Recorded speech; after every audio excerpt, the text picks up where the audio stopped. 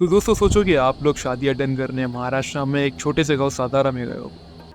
Morning में आप लोगों ने शादी अटेंड कर लिया एंड रात में आप लोगों का प्लान था कि हम अपने घर के बाहर ब्लैंकेट बिछा के मस्त खेत के बाहर सो जाएंगे।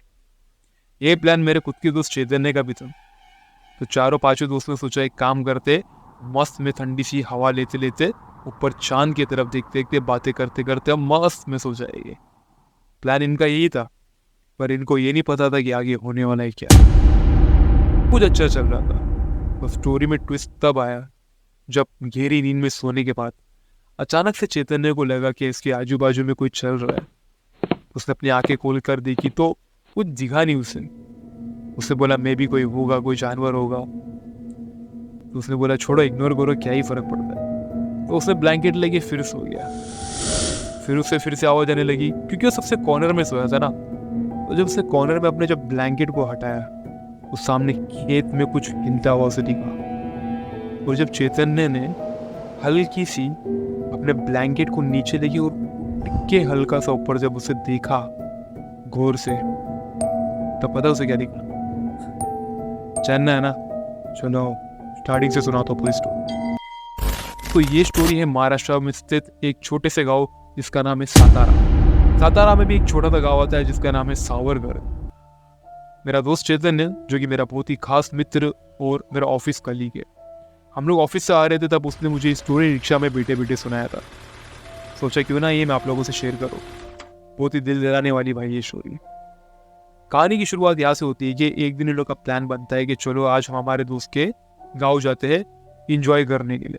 तो सोचा चलो, यही अचानक से प्लान बन गए, इसमें गर्मी की छुट्टी चल रही है तो चले गए इन लोगों ने इंजॉय करने के लिए। आज हम चले जाते हैं। तो चैतन्य ने अपने मित्र से कहा, अरे यार सुनना है यार, अपन एक काम करते, अपन चलते तो है बट एक दिन में जाके रिटर्न आना पॉसिबल नहीं है, तो हम एक काम करते, हम ऊपर सो जाएंगे और नेक्स्ट डे शाम को हम रिटर्न आ जाएंगे। दूसरे दोस्त ने कहा बात तो की भी सही है चैतन्य, एक काम करते, हम एक वन नाइट स्टे करके आते, फिर अपन दूसरे दिन वहां से बस पकड़ के रिटर्न मुंबई आ जाएंगे। तो इन लोगों का पूरी चीज फाइनल हुई। सारी चीजें फाइनल होने के बाद इन लोग गए सातारा।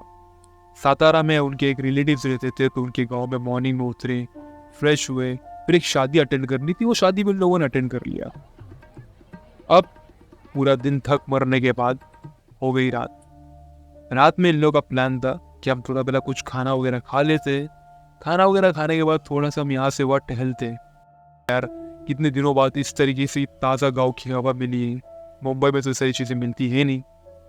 तो फिर एक प्लान बना, एक काम करते हैं, आज हम बाहर ही सोएंगे, आज हम अंदर नहीं सोएंगे। लोगों ने अपना ब्लैंकेट बाहर बिछाया, चारों के चारों दोस्त मस्त में लेट गए, आसमान में तारा देखते हुए, चांद देखते हुए, आपस में बात करते हुए, थोड़ी मजाक मस्ती करते हुए, एक दूसरे की टांग खींचते हुए। ऐसे नींद आ गई इन लोगों को। पहले एक सोया, फिर दूसरा सोया, फिर तीसरा सोया और मेरा दोस्त चैतन्य, इसको तो भाई नींद ही नहीं आती थी। तारा देखते देखते इसकी भी नींद लग गई। पर अभी इन्हें ये नहीं पता था जिस गांव में इन लोग गए थे, उसी गांव में एक बहुत ही खतरनाक एंटिटी थी। एक ऐसी प्रेत और एक ऐसी आत्मा हुआ थी जो कि बहुत ही खतरनाक थी। इस स्टोरी के पीछे भी एक स्टोरी है जहाँ पर कहा गया था कि इसी गांव में, इसी फार्म में, गांव वालों में फार्म वालों के बीच में झगड़ा होने की वजह से एक औरत की हत्या कर दी गई थी। जब चैतन्य की नींद रात में अचानक से 2 बजे खुलती है, हाँ, तो उसे लगा कोई इसके आजू बाजू में चल रहा है। उसने पहले उस चीज को इग्नोर किया। उसने सोचा मे भी हो सकता है कि उसी का कोई दोस्त पानी वगैरह पीने के लिए उठा होगा। उसने बोला छोड़ो यार, सो जाते हैं। ब्लैंकेट उड़ के चैतन्य फिर से सो गया। फिर चलने की आवाज आ रही है। उसे लग रहा था कि इसके आजू बाजू में फिर से कुछ चल रहा है। वो कहता है ना जैसे किसी की चलने की आवाज आती है, अगर हम सोचते हैं हमारे आजू बाजू में कुछ चल रहा है।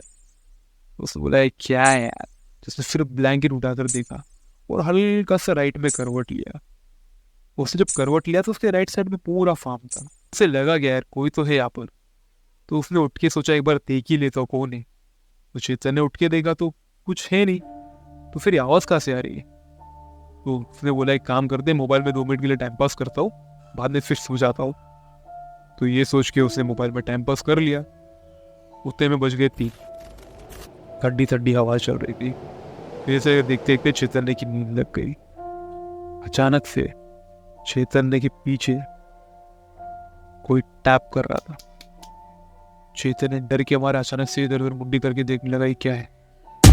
उसने अपने दोस्तों को देखा और लोग तो सो गए थे गहरी नींद में। उसने किसी अपने बाजू वाले फ्रेंड को उठाने की कोशिश भी की। उसने बोला यार छुपा ले दे मना यार चेतन ने टाइम वक्त की। उसने ये बोल के उसे इग्नोर कर दिया। चेतन ने एकदम शॉक, उसे लगा कि कोई जानवर होगा या कुछ, बट नहीं। तभी उसे रियलाइज हुआ कुछ तो बुरी चीजें आप। उसने देखा राइट में, तो उस जंगल के अंदर, उस फार्म के अंदर, जब चैतन्य ने हल्का सा राइट मुड़ के देखा, उस फार्म के अंदर हिलती हुई एक अजीब सी आत्मा, एक अजीब सी औरत की शक्ल दिख रही थी। तो चैतन्य को देख के हल्का सा स्माइल दे रही थी। चैतन्य बहुत ही ज्यादा डर गया। वो चैतन्य अपने दोस्तों को हिलाने की कोशिश की, कोई उठने के लिए तैयार ही नहीं।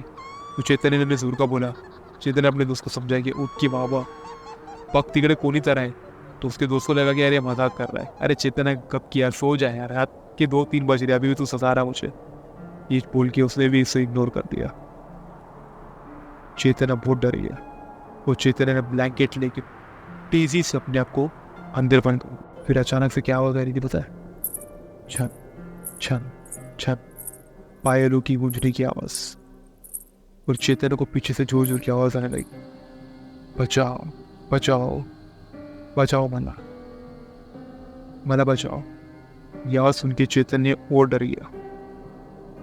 चैतन्य को समझ नहीं आया कि चल क्या रहा है, सारी चीजें हो क्या रही है। और जब चैतन्य ने अपनी फिर ब्लैंकेट को हिम्मत करते हुए हटाई, उसके सामने चेहरे की एक औरत, लंबे लंबे बाल, और देख के उसे हंसने लगी।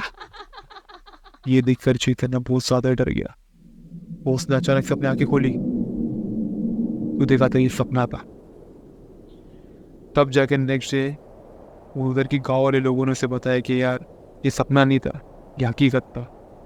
हो सकता है सपने में तूने सारी चीजें देखी, पर हकीकत में इसी खेत में एक औरत की हत्या हो गई थी। तो ये चीज सुनकर चैतन्य बहुत शौक था। उसके बाद से सारे गाँव वालों ने उन्होंने कहा था कि अब से तुम जब भी आप आओगी तो आप लोगों से हाथ जोड़ के निवेदन है, आप बाहर प्लीज मत सोइए। दोस्तों ने तो सोच लिया था कि चलो मस्ती मजाक में हम सो जाते, बट इन लोगों ने डिसाइड किया नहीं, ये रियल था। तो चैतन्य ने जब मुझे ये सारी स्टोरी बताई तो आई वॉज लाइक शॉक कि भाई ये सभी होता है। तो उसने मुझे बताया कि एक बहुत बुरी एंटिटी थी यहाँ पर, जो हमेशा किसी न किसी औरत को या किसी न किसी लड़की को परेशान करती थी। उसके पीछे भी एक बड़ा राज है, और अगर आपको जानना है तो ये हम नेक्स्ट पॉडकास्ट में कवर करेंगे। आज के लिए सिर्फ इतना ही। Bye bye.